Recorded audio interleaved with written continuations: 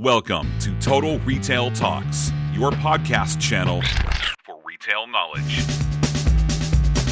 Hi everyone, and welcome to episode 89 of Total Retail Talks. In today's episode, Editor-in-Chief Melissa Campanelli interviews Joanne Hsieh, Chief Operating Officer at Walker & Company, at the most recent Total Retail Talks live event. Listen in as they discuss how influencers play a key role in Walker & Company's marketing strategy. And now, on to the show. So I've been talking a lot tonight about sort of demographics and typical customer. I'm pretty sure we know who your customer is. Mm-hmm. It's probably a male as well, right? Yes. Okay. I mean, for sure, that's like the primary customer segment, but We've seen that, women also are very interested in it just because of the design and the efficacy of the products in general. Right. So how do you go about reaching them? It seems like it would be I'm fascinated in how you go about reaching this particular market. I mean, there must be some, challenges. Yeah, a lot of the challenges in reaching the consumer and penetrating the market is really around education. So, just from personal experience. So, for example, my brother-in-law, he's from Italy. He emigrated to the U.S. When he was 31, met my sister, they got married, etc. So I was at their house, and I noticed in their bathroom that he had this gorgeous razor stand with this beautiful badger hair brush, and I thought, wow, how sophisticated, how avant-garde of him to have this single blade razor. And we started speaking about this is long before I started working at Walker & Company, when I was still at Estee Lauder. And he said, no, actually, this is common. Everyone in Europe shaves with a single blade razor. My father did it, my grandfather did it, and I think it's actually much more common outside of the US, and it's one of those trends, those sort of men's grooming trends that is slowly making its way to the US. And then, places like Art of Shaving, they've really, when they, launched in the marketplace, really offered this sort of in-store experience that started to educate people. But for us in our demographic, it has been really focused on education because for example, the men that have this problem or have been exposed to the problem of razor bumps, they didn't grow up with role models that were shaving. They were never taught by their fathers and grandfathers to shave. So typically, and this was Tristan's experience as well, you see either people going to the barbershop and visiting the barbershop once a week. That's why the barbershop is such a strong sort of center of community for the majority of our customer segment. And so we still, we launched in 2013, and we still feel that we have a huge population that we can get out there and educate. And I guess to your original question, more specifically, how we've been doing it has really been through social media, social influencers, digital marketing, typical startup tactics. Yeah, but I did want to talk to you about marketing. What are some of if you can think of any really successful wins in 2016? We haven't really talked too much about social here tonight. Maybe you can talk about some examples of some cool things you guys did in social. So we launched the brand Bevel with a shave system, which is the single blade razor and then the 3 grooming products. But this past summer we launched the Bevel trimmer, which basically we listen. So a big part of it, apart from influencers, we like to. It's really about a two-way dialogue with our consumers. So one thing that our consumers were always asking for was a trimmer product. So we launched that in conjunction with a celebrity endorser, Nas. For those of you that are familiar with Nas, he's a hip-hop icon. And he really helped. So he launched that new product for us, and he really helped drive the buzz and the press around that. And then this summer, unexpectedly, he released a new song with DJ Khaled, and he added a line, for those of you that may or may not be familiar with the song, which was my signature fade with my bevel blade. So that really... I actually heard that. Not that I listen to rap, but I have heard that, and I wasn't sure. I didn't realize that was a brand. I thought that was just something that I didn't know about. And again, that was unexpected. It was really not something that we paid him for, so that really was great for us. That's great. And then just another example, basically 3 holiday promotional periods for us that are most important are really Valentine's Day, Father's Day / graduation, and then holiday. So we just wrapped up Valentine's Day, and a campaign that we were extremely proud of is we featured a same-sex couple. And we got a lot of positive responses on social media. But we were, sort of doing a retro internally, and for every really strong, positive, supportive response or comment that we got from a fan, we actually got a negative one, right? But, as a company, we stand by that decision because we really wanted to show our community that we care about inclusivity and diversity through all levels of the community. So those are two things that we're really proud of. Yeah. Are you going to continue in 2017 with with influencers and social, or do you have any strategies around 2017 for marketing that you can talk about? Yeah, I think we're going to continue because those channels have really worked for us really well. Email, as Heidi mentioned, also is really effective. So I wanted to get into personalization. I know I've been talking about that a lot tonight, but and you mentioned email. What's your strategy around personalizing? And is it just email or is it other things as well?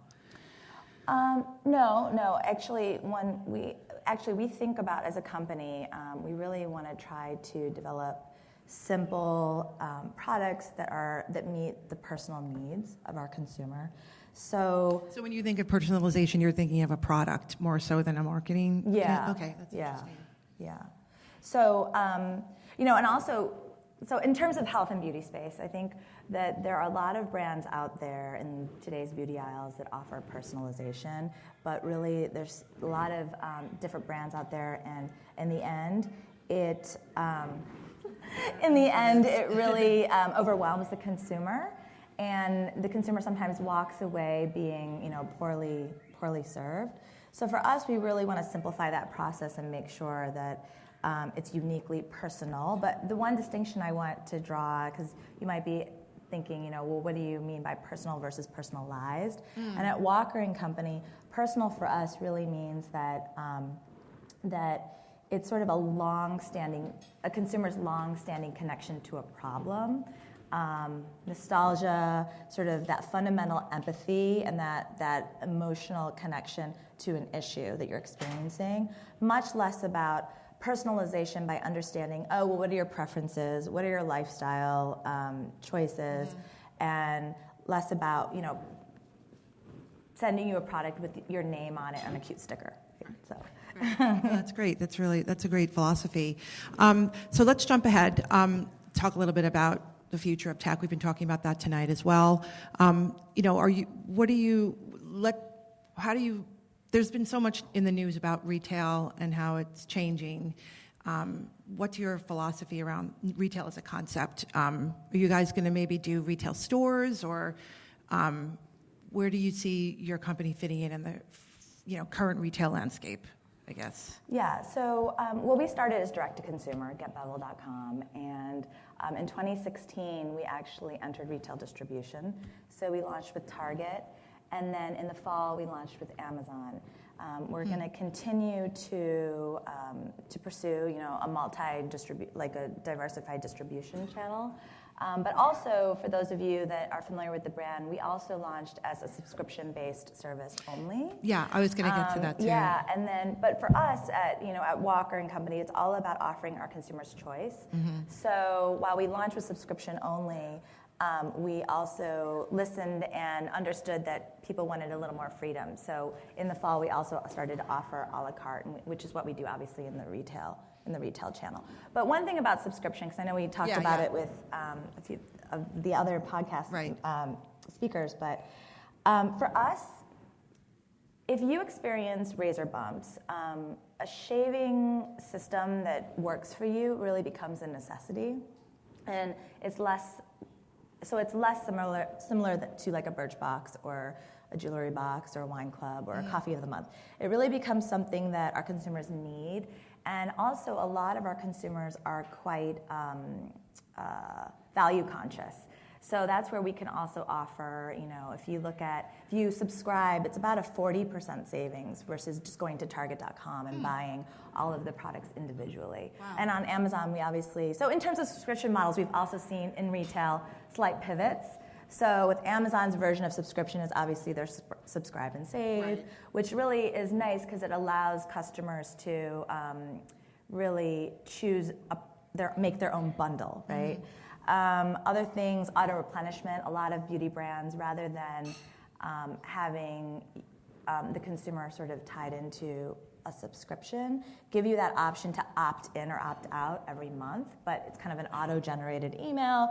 All your credit card information is on file. It makes it really easy. So those are also the other types of sort of pivots away from subscription that we would like to explore as a company as well. And it's all about choice. Yeah. So do you have that now, auto replenishment, or you? Not yet. No, oh, okay. No.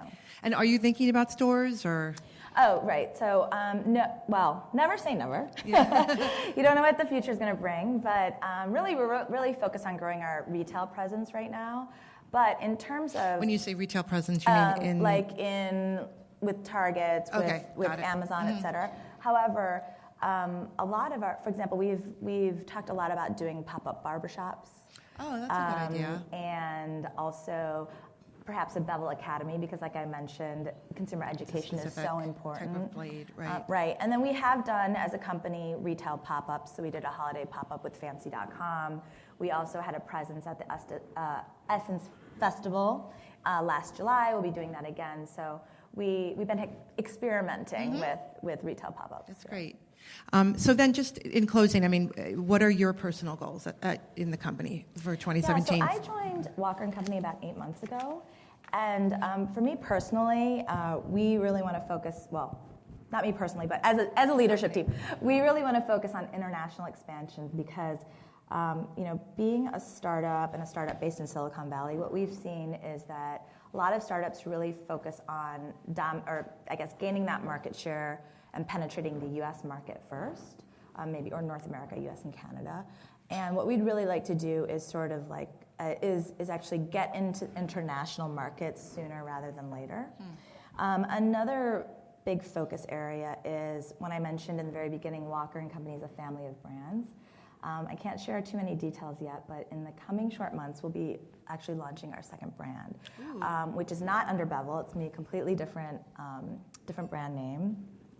More focused in women, for women, and in a different category, really filling a big gap in the marketplace. So we're really, really excited about that.